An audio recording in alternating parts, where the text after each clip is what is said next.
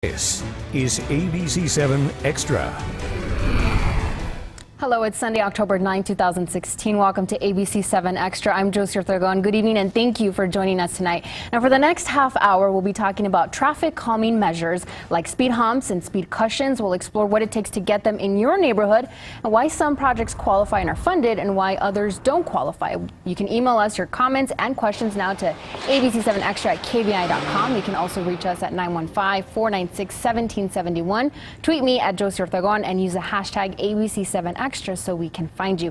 Now, it was on Tuesday when City Council voted to approve funding for some projects that have been on the waiting list for years.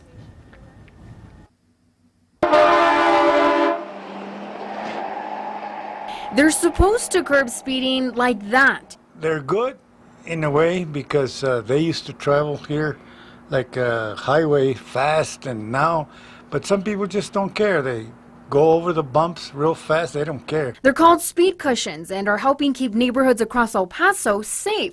But the process to get them is rather lengthy. And we have been waiting for years. We are desperate. Long-awaited action that happened during Tuesday's City Council meeting. Residents one by one asking city reps to consider funding for speed cushion projects. It is by pure luck that somebody has not been seriously injured or killed on our street. The city's street and maintenance department requested more than $330,000 from City Council to fund speed humps for 22 streets. The list includes areas vetted through the city's neighborhood traffic management program. Created in 2008, the purpose is to provide some relief to neighborhoods that qualify. Somebody wants speed humps or actually speed cushions is what we install. They have to go through our neighborhood traffic management program. They need to put in a request through a signed petition from the neighborhood. We want to make sure that there's community involvement. And what we'll do is we'll take the request, we'll go out to the street and study the street, and they have to meet some minimum qualifications in order to qualify for the program. Though the projects that make the cut are technically a go, they're faced with the main hurdle, funding. The listed projects are for temporary solutions like speed cushions until funding for a permanent solution like speed bumps or roundabouts is created. But that can take even longer. Give us the opportunity to address some of the speeding problems that we are experiencing out there. Give the city manager the opportunity that if we have any savings in general fund, that we can proceed and take care of this until we council, give us additional funding to go and do the more robust type of traffic calming that we can do. But some city reps went back and forth about approving the funding. If we're going to spend that money, I think we have to look back at all the lists that we had and see which one really deserves our attention. Is it the speed humps or is it one of those others that we were discussing? And until that discussion happens, I don't think we can do this. I'm advocating for the people who don't want to wait for us to come up with $1 million to put a roundabout in because they can't live on their streets right now because of the speeding. While there's no real answer if the wait for a solution will change, the need for one in most cases is. When the community submits a petition, they get the signatures, they do everything that they need. They are really convinced that this is the best solution for safety, for speeding. And joining us now is Justin Bass, the City of El Paso's lead planner for the Streets and Maintenance Department. Again, thank you for joining us tonight on a Sunday night. We really appreciate it. But let's begin by talking about the Neighborhood Traffic Management Program, because in order for projects to get funding, they need to qualify for the program, correct? Correct. Our projects or our program is pretty easy to apply for. All you have to do is either contact 311 or go to the city website and find the application online. You print it out, and from there you actually go back, fill it out. It's pretty simple. You identify who you are and how we can get in contact with you, because we always need a neighborhood representative to start the process off. Then you describe the street and the limits, what the problems are you're experiencing and when you're experiencing them.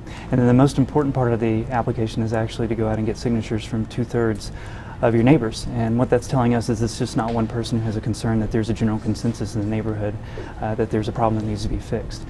From there, once we receive the completed application, we actually schedule it for a traffic study, and if you qualify for the program or you qualify based on the traffic study, then we put you on the list and rank you. And then once funding becomes available, then we start working with your neighborhood on the best way to calm traffic in your neighborhood. Okay, and exactly, I mean, what kind of problems does the program try to resolve? Really, the main things we're trying to solve are speeding trends in neighborhoods and shortcutting traffic. Okay, tell me a little bit about the funding, because I think that was the biggest issue that we saw this week. A couple of the projects had been on the waiting list for years, and that funding is crucial essentially to start the project. So they're vetted. These projects are vetted, correct? What does that vetting process entail? Well, the vetting process. Well, let me talk about the funding, I guess, okay. more importantly. The funding is, as we've gone through the years on this program, the program is really designed to do robust improvements like traffic circles and curb extensions and medians, very aesthetic things for neighborhoods. The problem we run into is those things typically cost a lot of money. And speed cushions cost a lot less. But the way the program's designed, it's really designed to solve problems in neighborhoods with these robust improvements, but it costs a lot of money to do them. So what we've had is we have projects come through that qualify that cost a lot of money to complete them, and then we're not able to get to other ones on the list. So what's resulted is we have a list with 22 projects, as was discussed in the story earlier, that we actually don't have money for right now identified to complete the project. So what we've done is we've come before City Council and asked them for additional monies to be able to go out and do temporary solutions in those neighborhoods, which includes speed cushions, to at least give immediate resolution to the neighbors so they feel safer in their neighborhoods. Okay, now what type of streets qualify for the program? So there has to be, there are some qualifications obviously in order for a project to get funded. Tell me a little bit about that. What type of streets? We focus on residential streets, local streets, collectors, what are called collectors. Basically, collectors collect all the traffic from those local streets and distribute them to the higher arterial streets that usually have multiple lanes of traffic. So that's what we're really looking for. That's why it's kind of focuses on neighborhoods. It's neighborhood traffic management program. Okay, and how long does the study take to determine if the project qualifies for the program? Once someone submits a completed application, we automatically schedule it for a study. Now keep in mind, we do all kinds of studies. We study for stop signs, we study major arterial streets, we do all kinds of different studies. So we just put it into the queue, and that can range anywhere from 2 to 4 weeks to be able to complete that study. Okay, and something important to note, the studies are usually done during the school session because you need to determine or just observe the patterns. Right. The reason we do it during the school session is that's actually your better chance of being able to qualify based on what we're looking for in the studies. So if you submit one in May or June, we're going to have to wait generally until September to be able to conduct a study. Okay, so let's take a closer look at those projects. The city has received 447 applications since the program's inception. Now, only 100 have qualified in almost a decade, and between 3 to 6 projects qualify a year, typically, around that number. But how exactly are these projects prioritized? We actually have a ranking list that's within the NTMP policy that we follow. We're looking not only at speed and volume, but we also look at the number of speed-related collisions that have happened on that street. That helps rank the project as well. And we also look at pedestrian-generated uses like parks and schools, things that put more pedestrians and cyclists on the street that might be at a higher risk when you have a lot of speeding on a street. Okay, so there are a number of issues or factors that you take into Correct. account when determining. And what we saw last Tuesday was that some of the projects had been on the waiting list for years, and then some were moved up at some point, and that's the queue that you're mentioning. Exactly. Yeah. So what happens there is the way we rank the projects is every time we get a new project, we rank it. So if it has, say, more speed-related collisions, it might actually go higher on the list than a project that's been there since 2008. And so a project from 2008 may unfortunately get stuck lower on the ranking because there are other projects that come in above it. Okay, so this actually brings me to my next question. What happens when a project doesn't qualify? Because we saw tonight a story about a family in Northeast El Paso.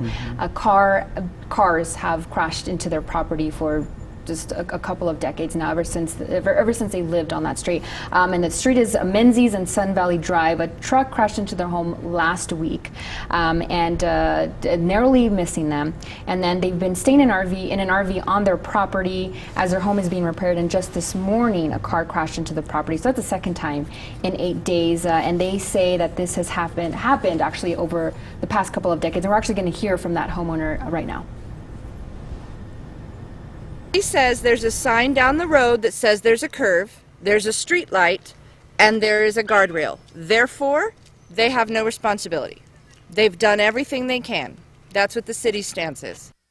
The street is equipped Okay, with so we're going to take a wooden closer look at that guards. road. This is video of it. It's a curve that residents are concerned about that you see here. And they actually call it Dead Man's Curve. The street does have wooden posts and guards, but that obviously hasn't stopped cars from barreling into their properties. Residents say they've been begging for streets, or stop signs rather, and speed bumps. And the problem is that it's a 4-lane road. So that's exactly what you've been talking about.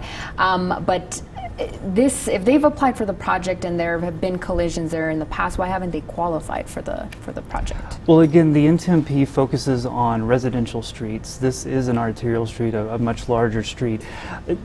Those streets have to be treated somewhat differently. And the program, again, was focused on these residential streets within residential neighborhoods.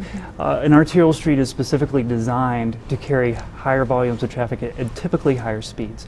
And what we've seen in the past, if you don't do it, if you don't correct that properly, if you don't calm traffic properly in arterial, say you do put a speed cushion on the street, you run the risk of actually pushing that traffic into residential neighborhoods. People are like water, we take the path of least resistance. So instead of going down that speed cushion, people will find alternative routes through the neighborhoods, and then you have a problem for those residential neighborhoods. So we have to look at arterials on a very case-by-case basis. We are looking at this one right now, waiting to get all the data in from all the different accidents. That way we can make sure that when we do some additional solutions, that it's the right solutions for that particular location. Okay, and we actually did hear from Carl Robinson, who represents that area, and he did say he would be speaking with the Streets and Maintenance Department, but there are other people who may not necessarily, not that we've heard of other houses or homes or properties that have had the same issue, but they just don't qualify for the program. What sort of relief do they have to prove that there is a problem? Well, if they don't qualify for the program, it means that when we went out and did the study, that we didn't find that speeding was at a significant level compared to other streets that we've had to do. And these numbers, the thresholds that we put into the program are ones that we vetted with the consultant who designed the program and with city staff, that these are the thresholds. We have to draw the line somewhere. But what we can do, we can definitely go out and talk to those communities, have educational meetings on how to maybe do community policing to calm traffic.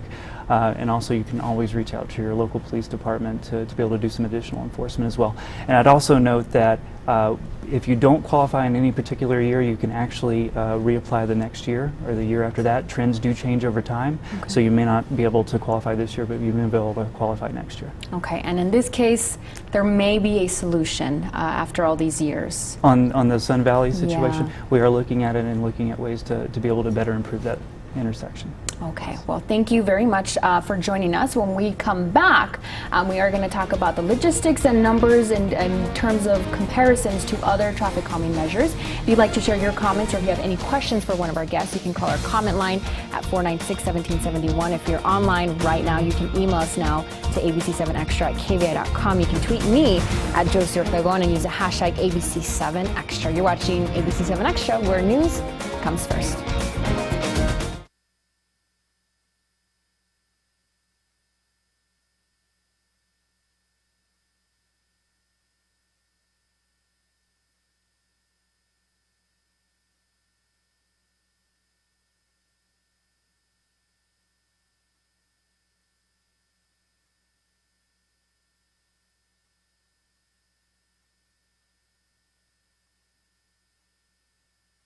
Welcome back to ABC-7 Extra. Again, joining us tonight is Justin Bass, the city leader for the city's Streets and Maintenance Department. Remember, we're live and you can join the discussion by calling 915-496-1771 or emailing us at ABC7Extra at KVIA.com. Now, in this segment, we're going to take a look at other alternatives for traffic calming measures and the cost differences between them. On your screen is a couple of comparisons that we've put together. The installation for speed cushions run for about $4,500 for each one. Traffic circles run between $40,000 to $50,000 a piece, and curb extensions between $25,000 to $35,000, and medians typically $10,000 to $25,000. So it's a little expensive, first of all, for a traffic calming measure. Is there a reason why speed cushions are chosen instead of traffic circles or curb extensions or medians? Well, typically the way the program is really designed, it is designed to focus on those more robust improvements first. They are best practices around the country. They also tend to increase the aesthetic value of a neighborhood. So those are the ones, and they're less aggressive too, because speed cushions you have to drive over. Some people are worried about their front end being misaligned, where you don't have to worry about that with the other improvements. Okay, in terms of durability, how long do speed cushions last? Because that's what we're really seeing with these projects, especially the ones that we saw last week that were approved. Those streets will get speed cushions. Correct. These are newer ones we haven't been using for many years, but from what we've been told by the manufacturer, they can last for 10 years plus. Plus, we do additional maintenance all the time on them, so if there is a piece that comes undone, we can definitely go back out there and fix that and increase the lifespan of it. Okay, now let's talk about the differences between each one, because I've heard different terms being sort of thrown around: speed bumps, speed humps, and speed cushions. What are the main differences between each? Okay, the simple difference between them is we only use speed cushions nowadays. So what you see is the 7x6 large pieces. They usually have spaces between them to serve for emergency service purposes. We don't want to slow down response time, so that's why we use those type. Speed humps are what we used to use, and those are the long continuous type. You can still see some throughout the city. Speed bumps are what you find in retail establishments. They're typically even taller, about 6 inches. They're really there to pretty much stop traffic, because you have a lot of pedestrian traffic going across from a parking lot to a storefront. And the speed cushions accommodate emergency vehicles. Correct. Because they have those slits in between. Exactly. Okay, well, we actually have a call from a viewer, I believe, that we're going to take right now. Yes, Mr. Bass, question for you.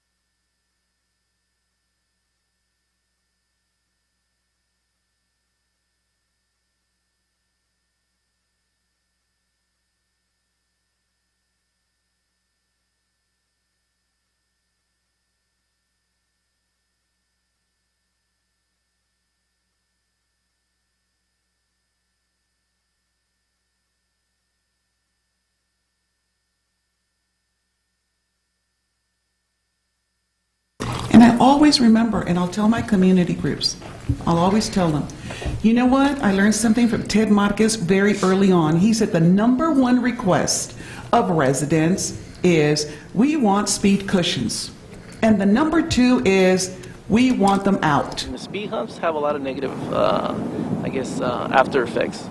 You know, you have a lot of noise when a car goes over that speed hump, and someone's going to have it installed in front of their house. So, you know, they're going to have to live with that noise, 7 days a week, 24 hours a day.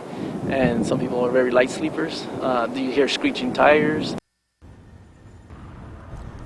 And something that you mentioned earlier, Justin, is just the fact that when someone does apply for the program, they need to get a petition going, and that's Correct. really to sort of prevent that, is to make sure that everyone on the block is okay with having speed cushions, because, like you just heard, they tend to make a lot of noise. Correct. That's very true. There is a process if you want to remove them that you can go through. It's kind of a reverse process of what we do to install traffic calming, but we try to avoid that by doing the outreach to the neighborhoods and getting the application obviously from the neighborhoods. But for speed cushions specifically, we go one step further. We actually have property owners directly abutting where we're going to put a speed cushion, actually sign an acknowledgement so they understand that it's being installed in front of their property. So would it necessarily be to take them out completely, but to relocate them? Yes, I mean, we can relocate. We try to accommodate everyone to the best of our ability. That always needs to be kept in mind, that a lot of people want speed cushions on their street, but they generally don't want them right in front of their house. They want them somewhere else on the street. So someone has to have that in front of their street, obviously. So we try to make sure that those people are very aware of what they're installing in front of their house. And in the event that they do want those taken out, how do they go about reaching the city to get them relocated or moved from in front of their property? They can contact 311, and then one of our staff will get in touch with them. There is, again, another application process they have to go through to do that, to get that process started. Okay, Justin. Well, thank you very much for joining us tonight. I hope everyone at home found their questions answered. And again, just a reminder, if anyone does feel like they need speed humps or speed cushions in their neighborhood, go online and you'll find that application. Yes. Yes, or call 311. Okay. Perfect. Thank you so much. I hope you found this conversation informational. Thank you very much for joining us here on ABC-7 Extra. Have a great night.